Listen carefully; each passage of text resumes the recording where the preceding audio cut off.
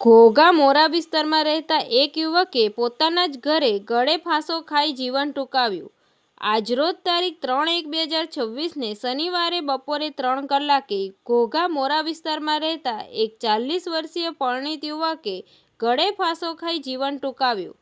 પ્રાપ્ત થતી માહિતી અનુસાર ઘોઘા મોરા વિસ્તારમાં રહેતા કાંતિભાઈ ગોરધનભાઈ મકવાણાએ કોઈ અગમ્ય કારણોસર પોતાના જ ઘરે ગળે ફાંસો ખાઈ જીવન ટૂંકાવ્યું.